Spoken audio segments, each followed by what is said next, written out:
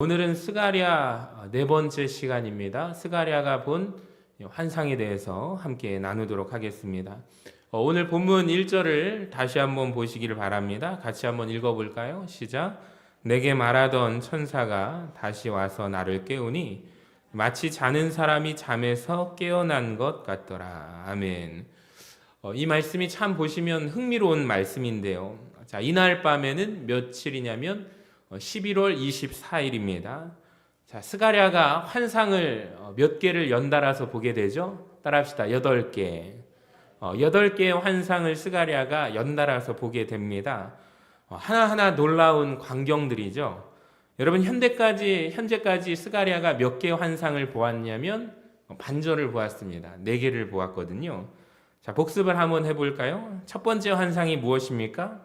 화석류 나무 사이에서 붉은 말을 탄 자, 이 나무 사이에서 붉은 말을 타신 분에 대한 환상을 보았고, 자, 두 번째 환상은 넷불과 대장장이의 환상을 보았습니다.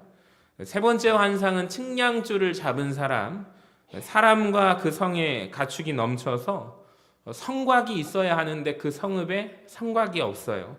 그러니까 하나님께서 친히 불로 지키시는 성읍에 대한 세 번째 환상을 보게 되고, 자, 네 번째 환상이 바로 지난주에 우리가 보았던 더러운 옷을 입고 있었던 대제사장 누구죠? 여호수아입니다. 마치 그림으로 보면은 이 더러운 옷을 입고 있는 이 여호수아 대제사장에게 우리 하나님 책망하지 않으시고, 자, 깨끗한 옷으로 회복시켜 주시는 것, 입혀 주시는 환상을 스가랴가 네 번째 환상을 보게 됩니다. 하나하나가 얼마나 의미가 있고 놀라운 환상인지 모릅니다. 하나님께서 이스라엘 백성들을 다 회복시켜 주시겠다, 깨끗한 옷을 입혀 주시겠다라는 환상인 것 같습니다. 자, 그리고 오늘 4가지가 지나가고 5가지 환상을 보기 전에 매우 흥미롭게도 오늘 4장 1절에 보니까 누가 나를 깨웠다라고 말씀하고 있나요? 천사가 나를 깨웠다라고 합니다. 여러분, 이 말씀을 제가 한번 생각해 봤어요. 도대체 무슨 말일까요? 스가랴가 환상을 몇 가지를 봤다고요? 지금 4가지까지 보고 무엇을 했냐면 잠에 들었습니다. 자, 그래서 천사가 흔들어 깨우니까 정말 깊은 잠에 빠졌다가, 자, 깨어난 사람처럼 깨어난 이야기가 오늘 기록되어 있습니다. 그러니까 굳이 기록되지 않아도 될 것 같은 오늘 말씀이 오늘 본문 말씀에 기록되어 있네요. 제가 묵상을 하면서 다음과 같은 생각을 하게 되었어요. 여러분, 지금 하나님의 놀라운 역사를 누가 보고 있어요? 스가랴 선지자가 연속적으로 보고 있습니다. 자, 그런데 환상을 보는 과정 속에 대단한 하나님의 일하심과 역사하심을 보는 과정에서도 사람은 잘 수 있습니까? 없습니까? 사람은 잘 수 있다라는 거죠. 그러니까 심지어 스가랴 선지자도 지금 하나님의 역사하심이 부인할 수 없도록 계속해서 펼쳐지는 가운데에도 깊은 잠에 빠질 수 있는 것이 바로 누구냐면 바로 사람입니다. 인간이죠. 이 말씀을 한번 제가 우리 교회에 한번 적용해 보았습니다. 여러분, 우리 교회에 하나님의 역사심 가운데 성령님의 충만함으로 오늘까지 오게 되었습니다. 90년의 역사 가운데 있는데요. 그러니까 하나님의 살아계심의 역사가 계속해서 체험되고 있지 않습니까? 그러니까 우리가 매주마다 이 강단에서 말씀이 선포되게 되죠. 그러니까 많은 사람들이 은혜를 받게 되고 또 변화가 일어나고 있습니다. 매주 하나님이 보여주시는 말씀들이 있습니다. 들려주는 말씀이 있습니다. 또 예전에 비하면 어떻습니까? 이번 주에 보니까 성가대실에 우리 식당에도 냉난방기가 들어왔는데, 성가대실에도 그동안 이제 가운을 입고 연습을 하면서 땀을 뻘뻘 흘리고, 또 앞에는 이제 난방기가 겨울에 있지만 또 앞에 분들이 뭐라고 하냐면 뜨겁대요.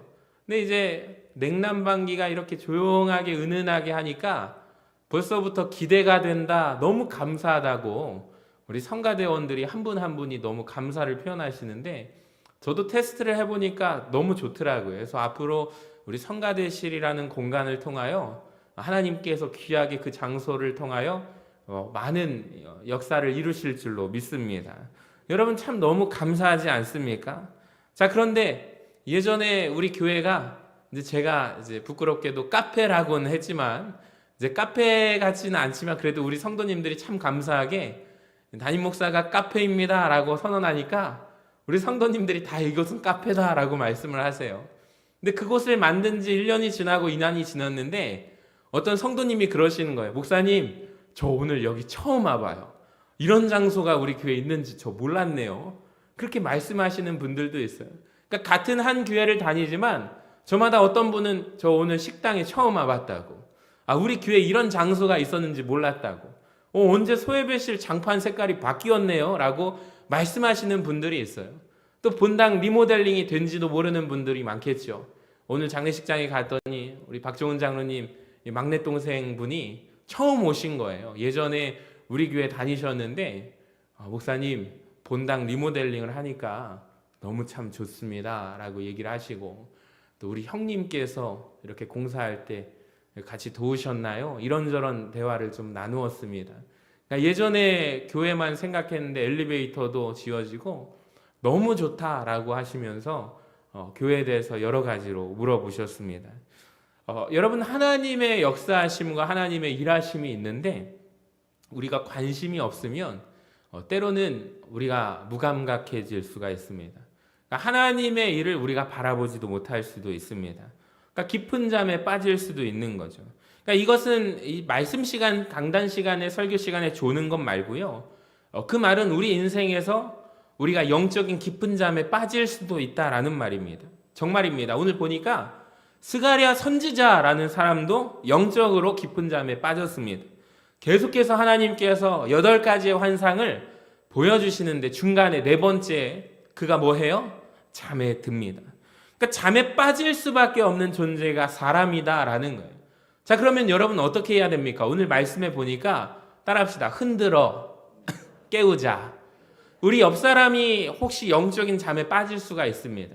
우리가 같이 신앙생활을 하면서도 성도들의 신앙의 패턴이 그래요. 우리가 신년 기도에 뜨겁게 우리가 영적으로 하나님 올 한 해 성구영신을 하면서 여러 가지 기도 제목을 내죠. 하나님, 내가 작년에 내가 하나님의 말씀대로 하나님의 사람답게 살려고 했으나 내가 언제인지 모르는데 영적으로 깊은 침체기에 빠졌는데 다시 한번 나를 불태워서 성령으로 충만하게 사용하여 주시옵소서 부르짖는데 대부분 언제 확 이렇게 영적인 깊은 잠에 빠지냐면 이 5월 달입니다. 이 꽃이 피는 봄에 4월에 이 가족 행사에 참여하고 여러 가지의 행사에 참여하다 보면 우리가 영적인 깊은 침체기에 빠지게 되죠. 또 그리고 여름 사역 마치고 나서 깊은 침체기에 빠지게 되죠. 그러니까 하나님이 계신지 아니 계신지 내 삶에 역사하시는지도 모르는 상태로 우리가 그렇게 영적인 깊은 침체기에 빠지는 패턴을 갖는 성도들이 있습니다. 여러분, 그건 어쩔 수 없는 것입니다. 그럴 때 우리가 해야 할 것은 무엇이냐면 흔들어 깨워주는 것입니다. 우리 옆 사람들이 흔들어 깨워주시기를 바랍니다. 여러분, 우리 다시 하나님 앞에 가자고, 여러분 다시 예배 자리에 가자고, 수요 기도의 길을 다시 내자고, 새벽 제단을 쌓아보자고, 할렐루야, 아멘 좀 하시기를 바랍니다. 다시 하나님 앞에 집중 좀 하자고, 여러분 이렇게 아름답게 서로가 깨워주는 믿음의 사람들이 되시기를, 우리 교회가 되기를 주님의 이름으로 간절히 축원합니다. 그러니까 우리가 많은 하나님의 은혜를 받고 살아가지만 누구든지 마찬가지, 예외는 없습니다. 영적으로 잠시 깊은 잠에 빠질 수도 있습니다. 선지자도 마찬가지 아닙니까? 여러분, 그런데 우리가 흔들어 깨우는 믿음의 제단이 되기를 원합니다. 자, 2절을 보세요. 환상의 내용이 나옵니다. 제가 읽을게요. 그가 내게 묻되 네가 무엇을 보느냐? 내가 대답하되 내가 보니 뭐가 있는데? 순금 등잔대가 있는데 그 위에는 기름 그릇이 있고 또 기름 그릇 위에 7 등잔이 있으며 또 기름 그릇 위에 있는 등잔을 위해서 7 관이 있고 그 등잔대 곁에 2 감람나무가 있는데 하나는 그 기름 오른쪽에 있고 하나는 그 왼쪽에 있나이다. 여러분, 말로 들으면 뭔 말인지 모르겠죠. 한번 사진을 보시면 참 감사하게 누가 잘 그려줬어요. 바로 이 광경을 누가 본 거예요? 스가랴가 본 것입니다. 여러분, 지금 가운데 뭐가 있냐면 따라합시다. 금 등잔대.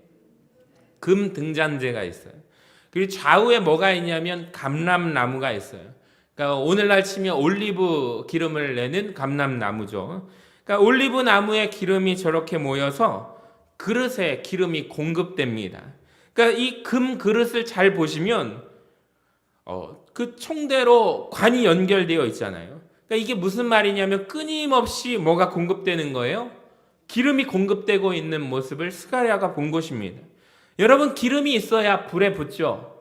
그래서 불이 탈 것 아닙니까? 너무나 놀라운 환상 아닙니까? 그러니까 왜냐하면 하나님께서 원래 이 과거에 지으라고 했던 게 있는데 성막, 이 성전, 이 그 안에 촛대가 있거든요. 금촛대가 있습니다. 그러니까 그 성막에 성전에 이 금촛대에 불이 꺼지면 됩니까? 안 됩니까? 안 되는 거예요. 다음 사진에 보시면 그래서 제사장의 역할이 무엇이냐면 이 성막 안에서 하나님의 여호와의 성전 안에서 무엇을 하는가? 이 끊임없이 이 등잔대에 불이 꺼지지 않도록 이 촛대에 불이 꺼지면 안 됩니다. 제사장이 항상 기름을 채우고 불이 꺼지지 않도록 기름을 공급합니다. 그러니까 제사장의 가장 귀중한 책무 중에 하나가 여러분 이 금촛대의 불을 꺼트리지 않는 것입니다. 그러니까 기름을 계속해서 공급하고 이렇게 하는 것이 제사장의 역할이거든요. 근데 지금 스가랴를 통해서 보여주시는 방금 4장의 환상을 한번 보시기 바랍니다. 2절에서 본 스가랴가 환상이 참 놀라운 환상이죠. 그러니까 이 금촛대는 놀랍게도 이 대제사장이 이 금촛대에 계속해서 기름을 공급할 필요가 없는 것입니다. 누군가가 여기에다 기름을 보충할 필요가 없습니다. 그러니까 이 불이 혹시라도 기름을 보충하지 않으면 불이 꺼질까봐 여러분 걱정할 필요가 없습니다. 왜냐하면 이 원천이 되는 올리브 나무, 이 감람나무로부터 기름이 흘러나와 공급되고 그 관으로 부어지고 그 관을 통해서 이 등잔대로 기름이 공급되기 때문입니다. 참 놀라운 환상을 보게 되죠. 그러니까 이것은 무엇을 말하냐면 끊임없이 공급하신다. 끊임없는 기름 부으심을 말씀하고 있다라는 거예요. 그러니까 근원과 연결되어 있기 때문에 혹시나 이것이 꺼질까 염려할 필요가 없는 것이죠. 그러니까 다 탄다는 것, 소위 말해서 우리가 소진된다는 것, 염려할 필요가 없다라는 것입니다. 여러분, 이 스가랴 선지자가 본 환상이 저는 바라기는 우리 교회 가운데 임하게 되기를 주님의 이름으로 간절히 축원합니다. 장례식을 하면서 또 이제 수요 기도회를 준비하고 저는 끊임없이 말씀을 또 준비하면서 항상 기도하는 게 우리 새벽에 나오신 분들은 알아요. 목사님을 통해서 제가 담임 목사를 위해서 기도를 항상 부탁을 하는 게 그게 무엇이냐면 제 안에 항상 말씀을 전하잖아요. 이 말씀 강단에서 말씀을 전할 때 제 안에 은혜가 메마르지 않게 하여 주셔서 하나님의 말씀을 전할 수 있도록 우리 성도들이 함께 기도해 달라고 항상 요청을 드립니다. 할렐루야, 기도해 주시기를 바랍니다. 그러니까 오늘 들으셨으니까 항상 늘 기도해 주셔야 돼요. 하나님, 이 강단에서 하나님 말씀을 전할 때 목회자가 먼저 은혜 받고 메마르지 않는 하나님의 은혜의 기름 부으심이 흘러 넘쳐 공급되기를 원합니다. 또 누군가가 교회 안에서 봉사하고 헌신하는 사람이 여러분 하나님의 성령의 공급하심으로 말미암아 이 기름을 계속해서 공급하여 주시면 여러분 우리 모두가 봉사를 하고 헌신을 할지라도 소진되지 않습니다. 여러분 번아웃되지 않을 줄로 믿습니다. 그러니까 우리 교회가 항상 이 스가랴가 4장 2절에 보았던 환상의 기름 부으심의 역사가 공급하심의 역사가 우리 저와 여러분에게 사명자들에게 함께하기를 주님의 이름으로 간절히 축원합니다. 근데 교회 안에서 언젠가 원래 이런 말을 쓰지 않았는데 이 내려놓음이라는 책 때문에 그런지 우리가 해마다 연말이 되면 아니면은 나에게 뭔가가 소진이 되었을 때 영어로 번아웃이라고 하거든요. 소진되었다. 그러니까 내 안에 이제 바쁘고 일정 속에 이런 일이 생겼을 때 갈등이 있을 때 내려놓겠습니다 라고 합니다. 여러분 그런 뜻으로 그 이용규 선교사님이 쓰셨죠. 내려놓음이라는 책이 나와서 우리 한국교회 사역자들, 목회자들을 참 어렵게 힘들게 했는데 성도님들이 그 말을 갖다 쓰는 거예요. 원래 그러면 안 됩니다. 그랬더니 두 번째 책이 나왔어요. 더 내려놓음. 여러분 그런 의도로 쓴 책이 아닙니다. 원래 그분이 정말로 아무것도 할 수 없는 속에 하나님이 역사하실 때 나의 나된 것을 내려놓을 때 하나님이 나를 들어 쓰신 역사의 사건이거든요. 그러니까 우리가 이제 내려놓겠습니다. 소진되었습니다. 번아웃 되었습니다. 이제 봉사 그만할래요. 여러분 그렇게 쓰시면 안 됩니다. 근데 모든 교회마다 이 말이 돌아다녀요. 번아웃 되었습니다. 소진되었습니다. 여러분 이 말의 뜻이 원래 무엇이냐면 원래 신앙인들이 쓰는 말이 아닙니다. 그러니까 내가 지금 하나님께로부터 공급 못 받고 있다 이 말이거든요.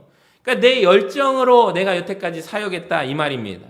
여러분 내 열정으로 사역하면 아까 전에 그 대제사장이 끊임없이 공급하는 그 불이 꺼지지 않는 것처럼 내 열정으로 사역하면 다 타버립니다. 그러니까 여러분 그런 말 쓰지 마시기 바랍니다. 그러니까 내가 이렇게 해서 사역을 시작했지만 내가 결국에 내 것이 다 타버렸다라는 말이거든요. 근데 우리는 내 것으로 하는 사람들 아닙니다. 하나님이 공급하여 주시는 힘으로 말미암아 사역하는 사람들입니다. 할렐루야. 여러분 그러할 때 소진되지 않아요. 그러니까 등잔대에 불을 밝히는 것이 뭐냐면 기름이거든요. 그러니까 기름이 있어야 빛이 납니다. 할렐루야. 영적으로 기름 부으심. 그러니까 어노인팅이라고 하거든요. 그래야 기름이 공급되어야 여러분 우리가 빛이 납니다. 그러니까 성령의 기름 부으심이 있는 교회는 빛이 납니다. 윤기가 납니다. 여러분 성령의 기름 부으심이 있는 여러분의 인생 삶은 빛이 나는 인생이 됩니다. 할렐루야. 그러니까 기름 부으심이 너무 중요하다라는 것을 아십니까? 그러니까 기름 부으심 따라합시다. 기름 부으심. 영어로 뭐라고요? 따라합시다. anointing.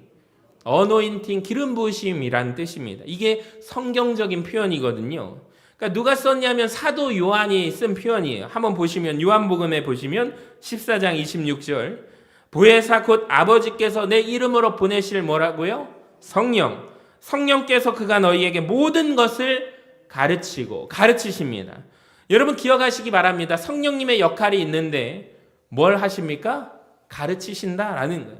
자, 한 가지 더 요한복음 16장 13절을 보시면 성령이 오시면 그가 가르쳐 주시고 뭐 하신대요? 알려주신대요. 그러니까 사도 요한이 요한일서에 가면은 바로 이 표현을 어떻게 쓰냐면 기름 부음이라는 표현으로 바꿉니다. 요한일서에 보세요. 너희는 거룩하신 자에게서 기름 부음을 받고 안다는 거예요. 그러니까 아까 전에 성령님의 역할이 뭐죠? 하시는 일이 알려주시는 역할입니다.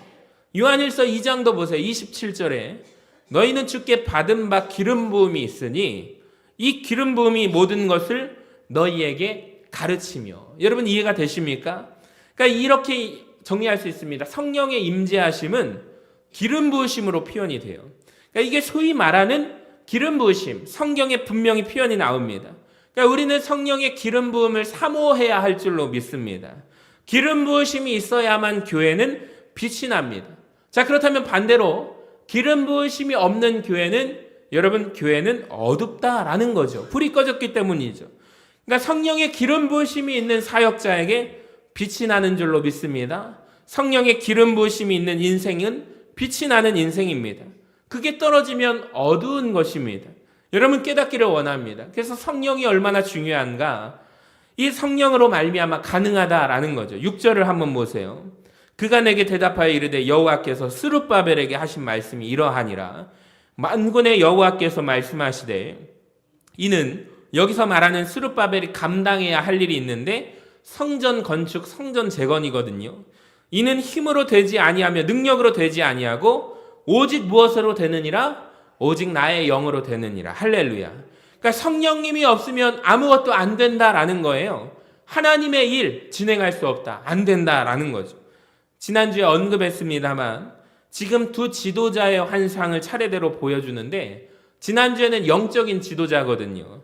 자, 이제는 대제사장 여호수아가 등장하고 오늘은 정치 지도자예요. 스룹바벨이 등장하는데 각자의 문제가 있어요. 여러분 대제사장 여호수아의 문제는 무엇이냐면 깨끗하지 못하는 거예요. 거룩하지 못해요. 이게 가장 큰 문제죠. 영적인 지도자에게. 그래서 하나님께서 그 더러운 옷을 벗기시고 갈아입혀 주십니다. 자, 그런데 총독 스룹바벨의 문제는 뭐냐면 자신감이 없는 거예요. 도저히 성전을 내가 재건할 자신이 있어요, 없어요? 없는 거예요. 능력이 없는 거예요. 자, 그래서 자신감 없는 하나님께서 스룹바벨에게 뭐라고 말씀하시냐면 이 일은 스룹바벨아, 너의 힘으로 안 돼. 너의 능력으로도 안 해. 오직 하나님의 영으로 말미암아 가능해 라고 말씀하는 거예요. 그러니까 스룹바벨의 입장에서 성전을 재건해야 되는데 이 과거의 솔로몬 성전 때와 비교하는 것 같아요. 그때와 비하면 우리는 군사력, 군대가 없는데, 우리는 지금 경제력도 없는데, 왜냐하면 솔로몬 성전이 지어질 때는 나라가 부강하고요, 군사력도 있고 재력도 있고요, 아주 훌륭한 일꾼들이 많았습니다. 자, 근데 하나님이 그 마음을 아시고 스룹바벨에게, 스룹바벨아 그것으로 되는 것 아니다. 그러니까 솔로몬 시대에는 여러 가지 기술자들이 동원되어서 솔로몬 성전을 지었잖아요. 근데 지금은 기술자도 없어요. 근데 하나님이 뭐라고 하세요? 그걸로 하는 거 아니다. 무엇으로 한다? 하나님의 영으로, 성령으로 한다. 여러분, 우리가 이것을 평생 잊지 않기를 원합니다. 여러분, 주님의 교회가 세워지는 것, 주님의 교회가 부흥하는 것은 우리의 능과 힘으로 안 됩니다. 오직 하나님의 능력으로 감당할 줄로 믿습니다. 장애물들이 있죠. 큰 산과 같은 장애물이 있습니다. 자, 근데 하나님께서 말씀하세요. 7절을 보세요. 우리 같이 한번 보시면은 큰 산아 한번 보여주시면, 큰 산아 내가 무엇이냐? 내가 스룹바벨 앞에서 무엇이 되리라? 평지가 되리라. 여러분, 얼마나 감사한 일입니까? 우리가 무언가 일을 할 때 반대되는 의견들이 있죠. 큰 산과 같은 장애물들이 있습니다. 근데 하나님의 영이 역사하시면 그 장애물이 어떻게 된대요? 평지가 된다라는 것입니다. 할렐루야. 그러니까 여러분, 우리에게 큰 산과 같은 문제거리가 있으십니까? 아무것도 아닌 문제거리로 바뀌어질 줄로 믿습니다. 그러니까 여러분이 지금 마주하고 있는 인생에 큰 산들이 있을 거예요. 자녀들을 양육하고 자녀들을 길러내는 것, 정말로 큰 문제거리죠. 여러분을 가로막고 있는 문제들이 있습니다. 큰 문제입니다. 근데 하나님의 영이 여러분에게 역사하시면 그 문제는 아무것도 아닌 것이 된다라는 거예요. 여러분, 장애물들이 있습니다. 오늘 말씀을 준비하는데 가슴이 막 뜨거워짐을 느꼈습니다. 하나님이 역사하시면 큰 산과 같은 장애물이 여러분 평지가 될 줄로 믿습니다. 그러니까 우리가 오늘 이 밤에 기도할 때 큰 산아 우리 교회 앞에서 평지가 될지어다. 할렐루야. 여러분, 큰 산아 우리 가정 앞에서 평지가 될지어다. 하나님의 은총으로 말미암아 평지가 될 줄로 믿습니다. 함께 기도하시기를 바랍니다. 선포하시기를 바랍니다. 큰 산아 평지가 될지어다. 너무 감사하지 않습니까? 또 보니까 은총이 있을지어다. 따라합시다. 은총이 있을지어다. 여기 보니까 7절 말씀에 마무리하면서 그가 머릿돌을 내놓을 때 우리가 외치기를 은총이 있을지어다 라고 합니다. 여러분, 머릿돌에 대해서 아십니까? 설교를 준비하면서 알게 되었는데 우리 교회에도 입구에 머릿돌이 있잖아요. 그러니까 성경이 말하는 머릿돌과 좀 많이 달라요. 그러니까 우리나라 사람들이 이해하는 머릿돌은 무엇이냐면 성전 건물이 완공되고 나서 맨 마지막에 새기는 것이 머릿돌이거든요. 그러니까 여러분, 그런데 오늘 본문에 나오는 머릿돌의 의미는 그런 게 아닙니다. 9절을 보시면 스룹바벨의 손이 이 성전의 기초를 놓았은즉, 그러니까 성경이 말하는 이때 당시의 머릿돌은 말하자면은 모퉁이돌, 머릿돌을 중심으로 건축 방식이 지어져 간대요. 그러니까 머릿돌의 역할이 가장 중요한 기초석이 되는 거죠. 그러니까 주춧돌이 되는 것입니다. 머릿돌을 심음으로 말미암아 그것을 통하여 지어져 간다라는 거예요. 그러니까 7절에 보면은 무리가 외치기를 은혜가 필요하다라는 것이죠. 그러니까 이 성전 건축 기초를 놓는데 이것을 마무리하기 위해서 필요한 게 뭐냐면 은혜가 필요하다, 은총이 필요하다라는 것입니다. 여러분, 혹시 인생 가운데 지금 시작하신 일이 있습니까? 이 기초를, 주춧돌을 놓은 일이 있습니까? 자, 그걸 이루기 위해 딱 한 가지 필요한데요. 은총이 필요합니다. 은혜가 필요하다라는 거예요. 그러니까 하나님 은혜가 없으면 안 된다라는 거죠. 여러분, 정말로 인생 가운데 필요한 은혜가 공급받으시기를 바랍니다. 우리의 힘으로 안 되는 것이죠. 특별히 남은 시간 제가 성경을 보면서 우리가 구해야 할 세 가지의 은혜, 우리가 물론 구원을 받은 은혜를 받았지만 이 세 가지의 은혜를 말씀드리고 말씀을 마치겠습니다. 첫 번째 은혜가 있는데요. 같이 한번 읽어봅니다. 시작. 때를 따라 돕는 은혜. 다시 한번 시작. 때를 따라 돕는 은혜. 여러분, 정말로 중요합니다. 이걸 구하시기를 바랍니다. 히브리서에 나오는 말씀인데 보세요. 그러므로 우리는 긍휼하심을 받고 때를 따라 돕는 은혜를 얻기 위하여 은혜의 보좌 앞에 담대히 나아갈 것이니라. 할렐루야. 여러분, 인생에 때를 따라 돕는 은혜를 구하시기를 바랍니다. 정말로 살아보니 그때그때 필요한 은혜가 있습니다. 때마다 시마다 공급받는 은혜를 누리시기를 바랍니다. 자, 두 번째 따라합시다. 더욱 큰 은혜. 이것도 성경에 나와요. 보세요. 야고보서 4장 6절을 보시면 하나님은 더욱 큰 은혜를 주시나니. 할렐루야. 여러분, 지금까지 받은 은혜가 있는데 하나님은 앞으로 여러분에게 더욱더 큰 은혜를 주십니다. 여러분, 그런데 누구에게 주시냐면 교만한 자가 아니라 겸손한 자에게 더욱더 큰 은혜를 주신대요. 여러분, 더욱더 큰 은혜를 하나님 앞에 구하시기를 바랍니다. 겸손할 때 더욱더 큰 은혜를 주십니다.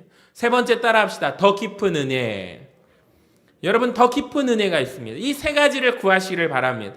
때를 따라 돕는 은혜, 더욱 큰 은혜, 더 깊은 은혜. 여러분, 에스겔 47장을 제가 설교하면서 환상이 펼쳐지잖아요. 기억하실 것입니다. 이 성전에서 점점점 물이 불어지게 되는데 첫 번째 사진을 보시면 그 물이 발목을 적시죠. 여러분, 근데 조금 더 갔더니 은혜의 강물이 부어져서 어디를 적셔요?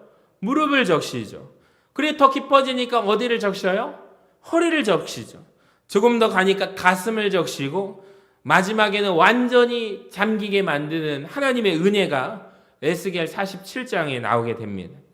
제가 예전에 에스겔 47장을 2년 전에 설교를 했습니다.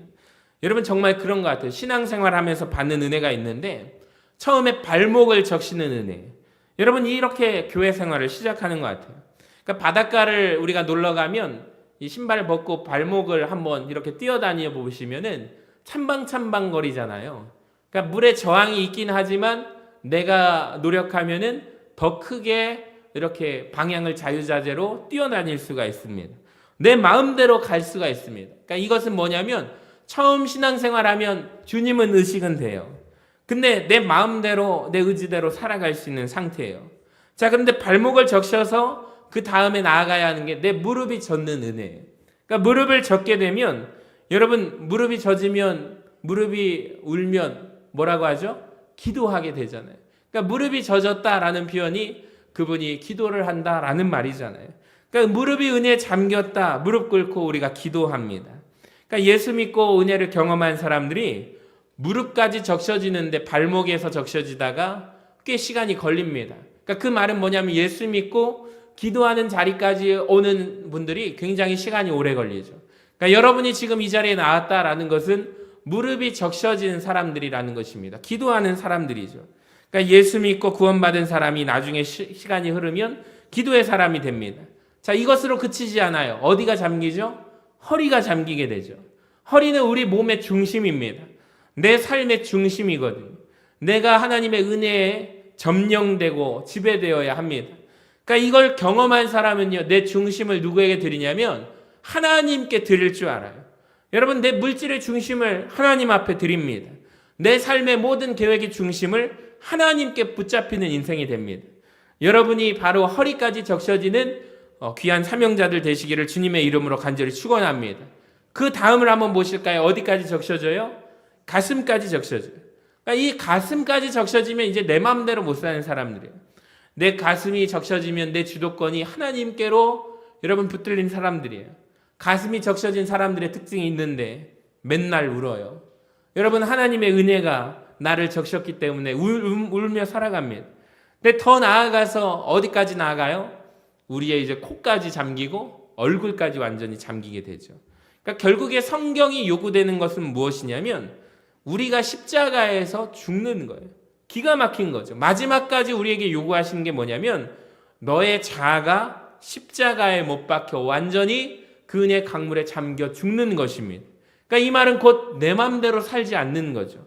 정말 하나님의 은혜가 넘치는 삶 아닙니까? 사랑하는 여러분, 오늘 세 가지 은혜를 꼭 구하시며 때마다 시마다 더욱더 깊은 은혜로 더욱더 넓은 은혜를 경험하며 나아가는 우리 모두가 되시기를 주님의 이름으로 간절히 축원합니다.